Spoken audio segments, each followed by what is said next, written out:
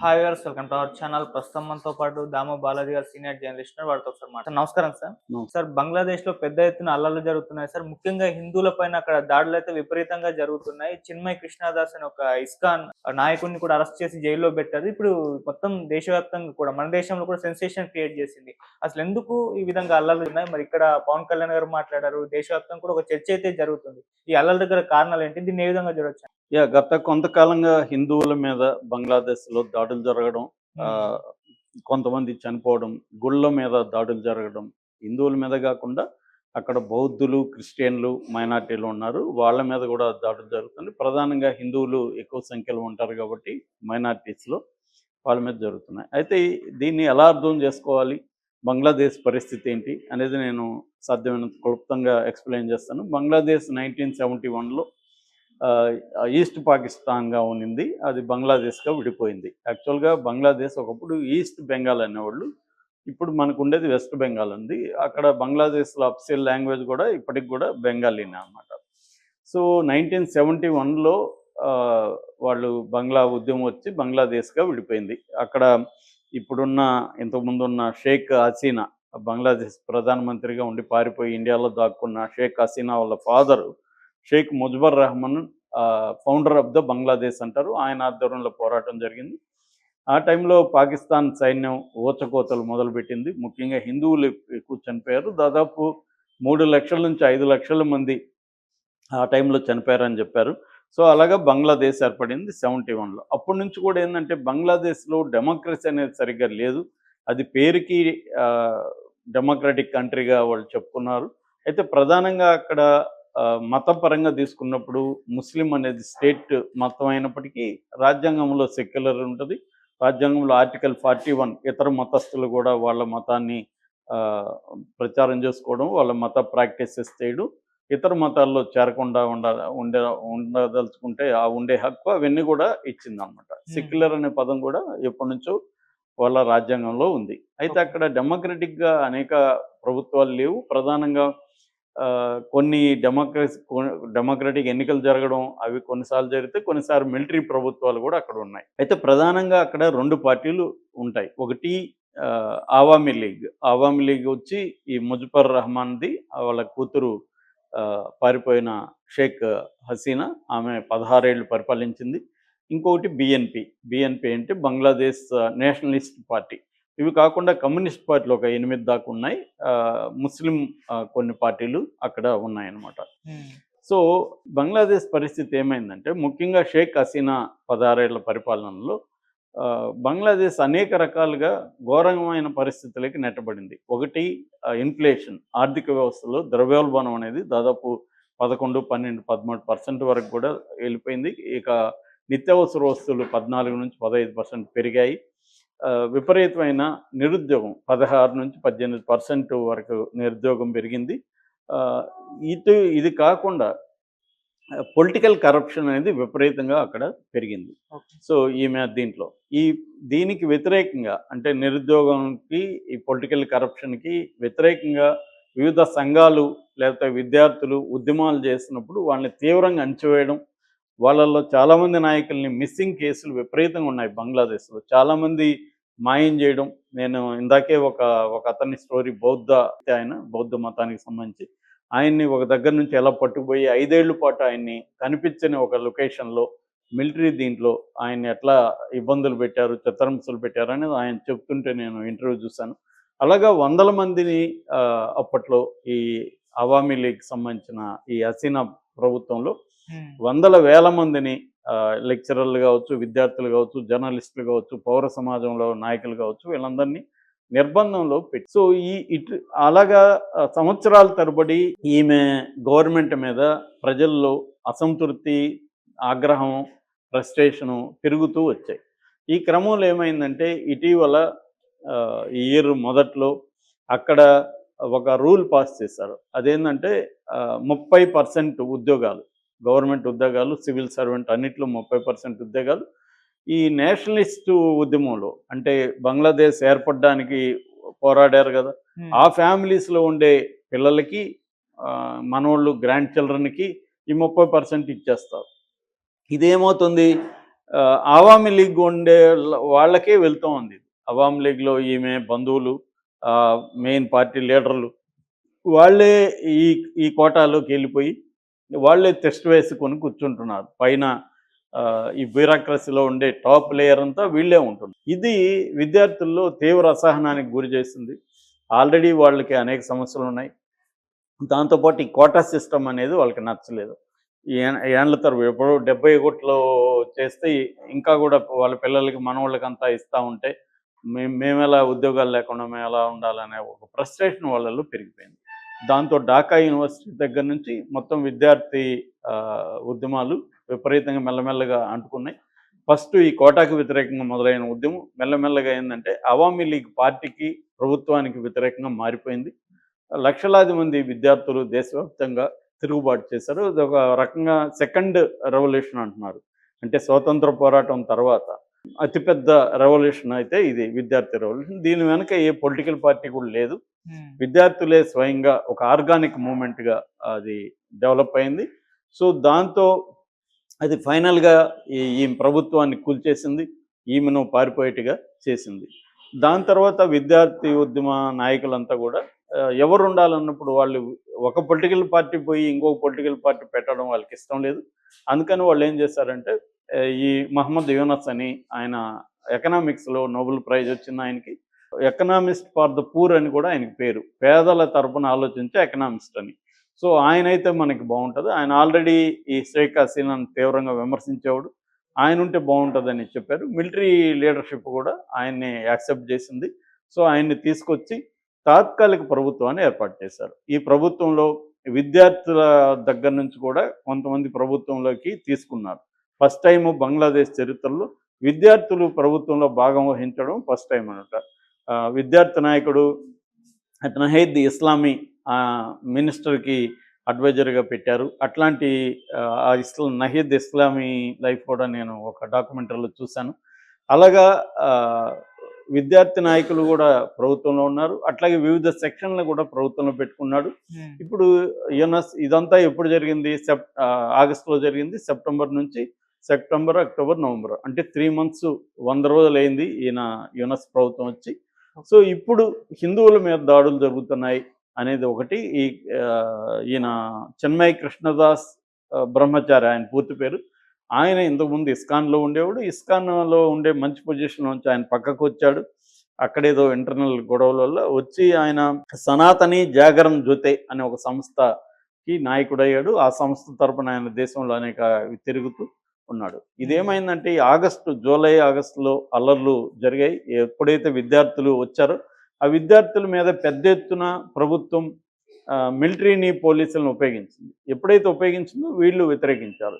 అక్కడ గొడవలు జరిగాయి. దీంట్లో సంఘ విద్రోహ శక్తులు కూడా ఎంటర్ అయిపోయి దోపిడీలు చేయడం అవన్నీ జరిగింది. ఆ విద్యార్థుల పోరాటంలో దాదాపు 600 నుంచి 1000 మంది వరకు చనిపోయారని చెప్తున్నారు.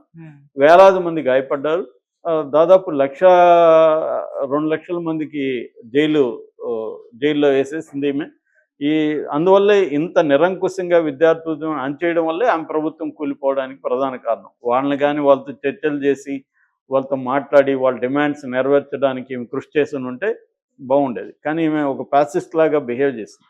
ఇప్పుడు వచ్చి ఆమె నీతులు చెప్తుంది కానీ మనం జాగ్రత్తగా పరిశీలిస్తే ఈమె నియంతృత్వం వల్లే ఆటోక్రటిక్ రూల్ అంటారు. ఆటోక్రటిక్ రూల్ వల్లే ఈ స్థాయిలో అక్కడ ఉద్యమం వచ్చింది.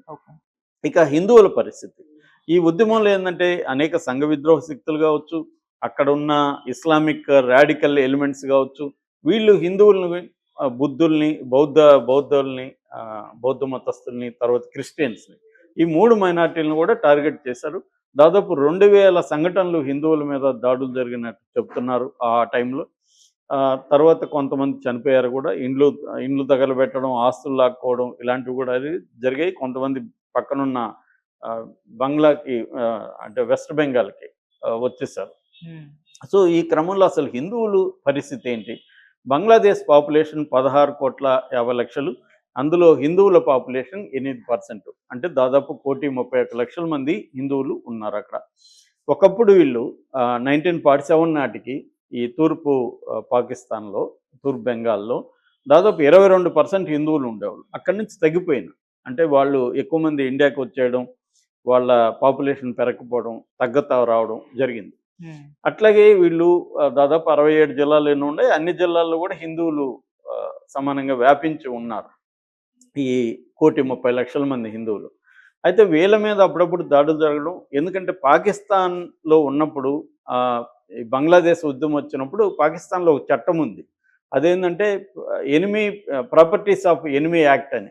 అంటే తమ శత్రువుల ప్రాపర్టీని లాక్కోవచ్చు ఆ చట్టం ప్రకారం. అట్లా ఆ చట్టాన్ని ఉపయోగించి హిందువుల భూముల్ని ఎక్కువగా లాక్కున్నారు అప్పుడు.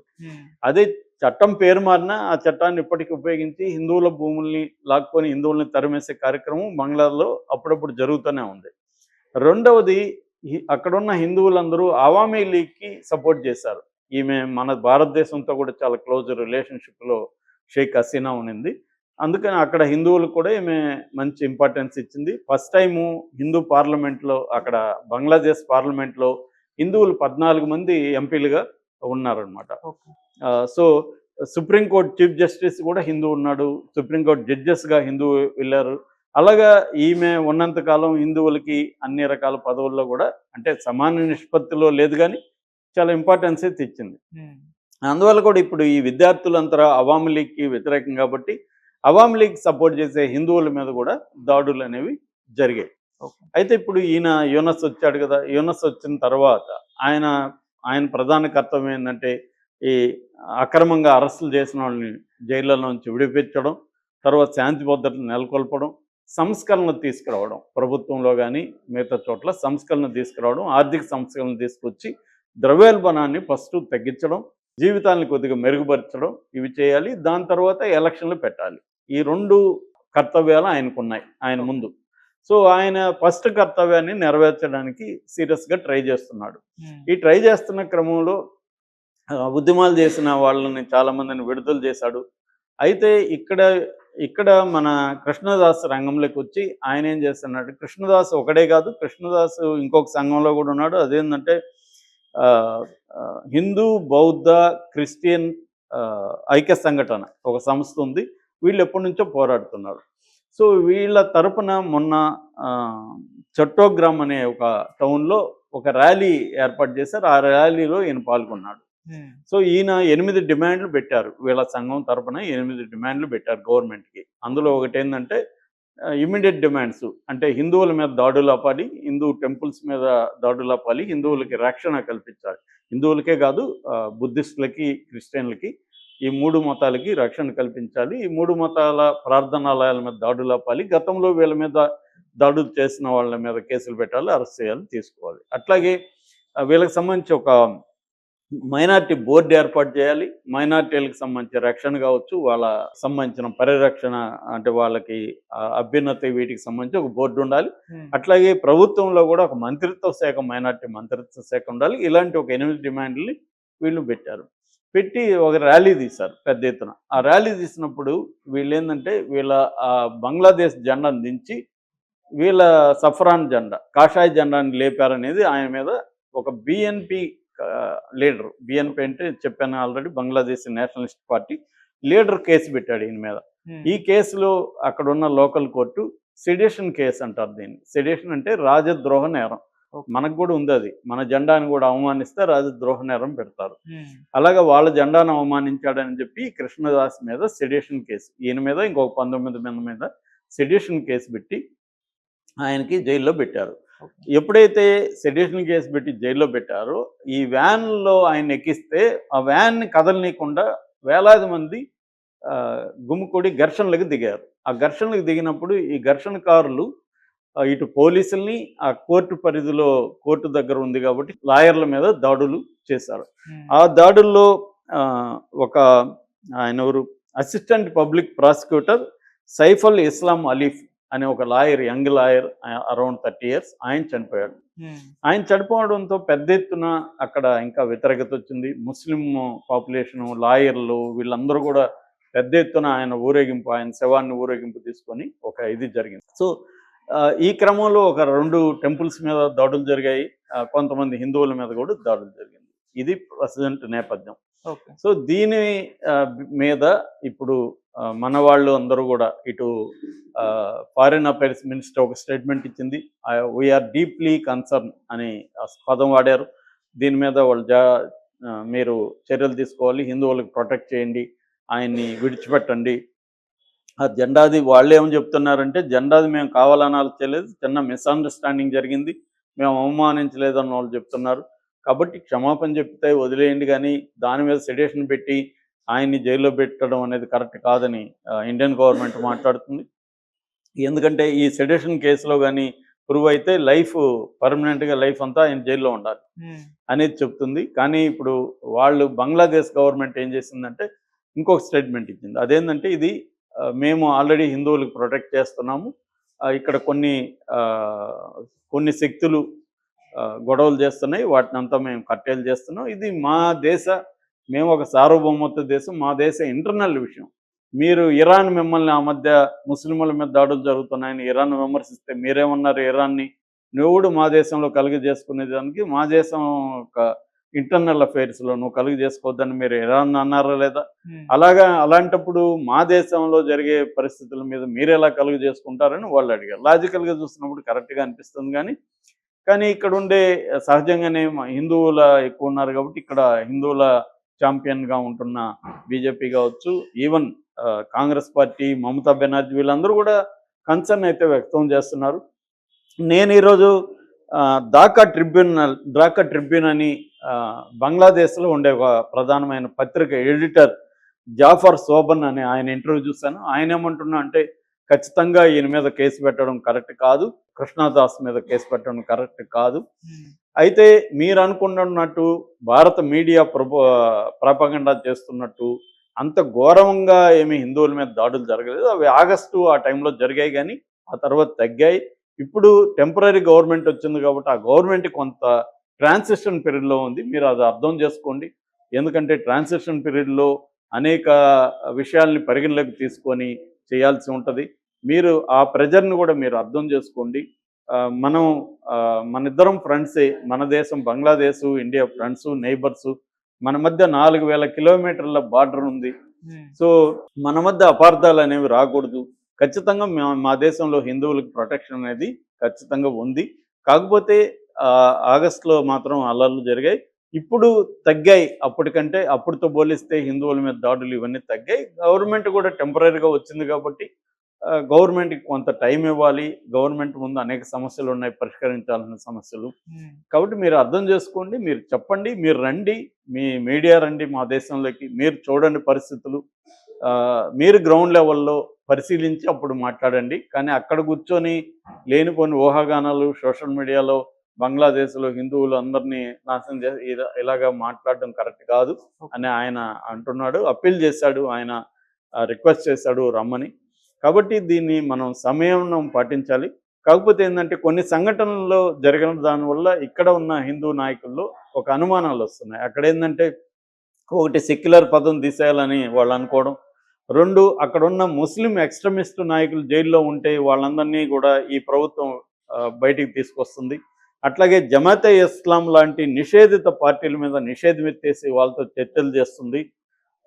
ఇటువంటి రెండోది ఇస్కాన్ని బ్యాన్ చేయాలని కొన్ని సంస్థలు హైకోర్టుకి వెళ్ళి అక్కడ సుప్రీంకోర్టుకి వెళ్ళి సుప్రీంకోర్టు రిజెక్ట్ చేసింది.